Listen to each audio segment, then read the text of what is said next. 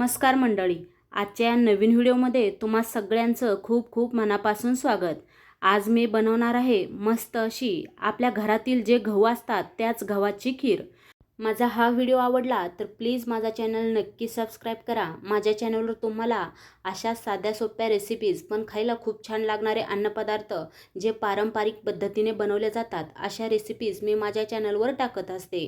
खूपच सोप्या पद्धतीने आपण अतिशय छान अन्नपदार्थ बनवतो असे व्हिडिओ तुम्हाला माझ्या चॅनलवर पाहायला भेटतील। तर व्हिडिओ आवडला तर प्लीज माझा चॅनल नक्की सबस्क्राइब करा व एक लाईक आणि एक कमेंट करायला विसरू नका। चला तर बनवूया मस्त अशी घरातीलच गव्हाची खीर। तर खीर बनवण्यासाठी मी इथे 1 ग्लास गहू घेतले आहेत। त्यासाठी इथे थोडीशी विलायची घेतली आहे, 2 चमचे खसखस वापरली आहे व 2 चमचे बडीशोप वापरली आहे। सोबतच थोडीशी सुंठ सुद्धा घेतली आहे। त्यानंतर आपल्याला लागणार आहे किसलेलं खोबरं आणि गूळ।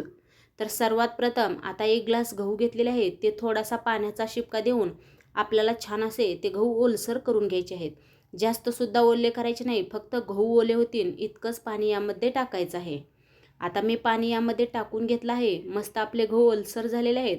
हे गहू आपण अर्धा तास छान असे झाकून ठेवूया, म्हणजे आपल्याला या मिक्सरच्या भांड्यातून हे गहू वाटायचे आहेत व ओलसर झाल्यामुळे त्याची साल छान अशी निघून जाईल व खीर आपली छान होईल। तर आता अर्धा तास मी हे गहू झाकून ठेवले होते। त्यानंतर याच्यावरचं झाकण काढून मस्त मिक्सरच्या भांड्यामध्ये हे छान आपण भरडून घेऊया।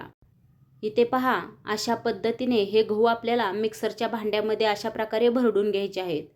तर थोडंसं मिक्सरच्या भांड्यामध्ये गहू फिरवल्यानंतर वरची साल निघून जाते व छान असे आपले गहू खिरीसाठी तयार होतात। तर आपण गहू सगळे भरडून घेतल्यानंतर अशा प्रकारे त्याला पाकडायचं आहे व त्यातील कोंडा बाजूला काढायचा आहे व त्यानंतर खीर बनवण्यासाठी आपले हे गहू इथे तयार आहेत। आता ही खीर मी कुकरमध्ये बनवणार आहे। तर सर्वात प्रथम जेवढे गहू आहेत त्याचं प्रमाण मोजून घ्यायचं आहे। 1 ग्लास गहू असतील तर 3 ग्लास पाणी वापरायचं आहे। मी इथे हे गहू आपल्या कुकरच्या डब्यामध्येच मोजले होते, त्यामुळे कुकरच्या डब्यानेच 3 पट पाणी मी इथे टाकत आहे। तर त्यानंतर आपल्याला कुकरमध्ये पाणी टाकून पाण्याला उकळी येईपर्यंत अशा प्रकारे झाकून ठेवायचं आहे। आता इथे बघा, पाण्याला छान अशी उकळी आलेली आहे। त्यानंतर मी जे गहू मिक्सरच्या भांड्यामध्ये भरडून घेतले होते त्याला अशा प्रकारे थोडंसं तेल लावून घेणार आहे। तेल लावल्यामुळे आपली खीर मस्त अशी छान शिजते।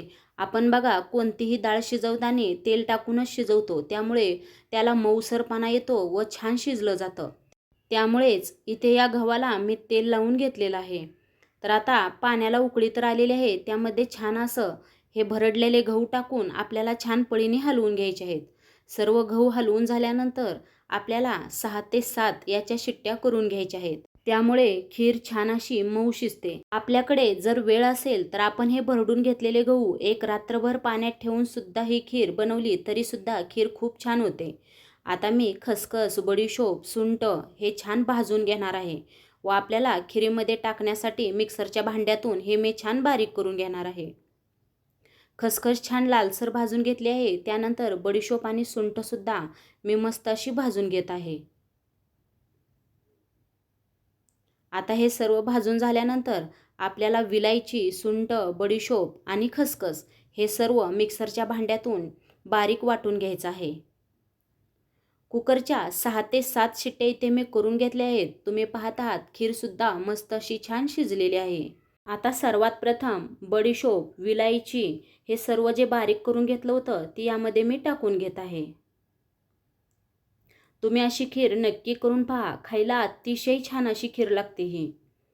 तर त्यानंतर किसून घेतलेलं खोबरं मी इथे टाकत आहे। जर ओला नारळ असेल तर त्याचे काप सुद्धा टाकून खीर शिजवतानाच या कुकरमध्ये शिजवून घेतले तरी सुद्धा चालतात। त्यानंतर आपल्याला गूळ असा बारीक करून यामध्ये टाकून घ्यायचा आहे व सर्वात शेवटी थोडंसं चवीसाठी मीठ टाकून घ्यायचं आहे। हे सर्व एकजीव करून घेऊया। तर मस्त सुंठ, बडीशोप, खसखस याचा वास या खिरीला अतिशय छान लागतो व खोबरं, गूळ आणि गहू यामुळे याची चव अप्रतिम अशी होते। सर्व मिक्स केल्यानंतर आपल्याला खीर 5 ते 10 मिनिट गॅसवरती पुन्हा एकदा छान अशी शिजवून घ्यायची आहे। त्यामुळे सर्व एकजीव होतं व याला छान टेस्ट येते।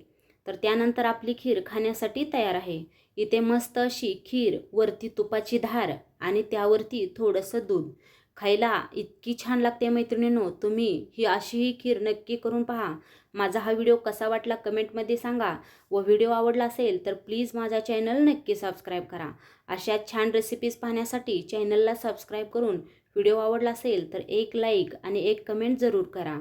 पुन्हा भेटूया नवीन व्हिडिओमध्ये. धन्यवाद.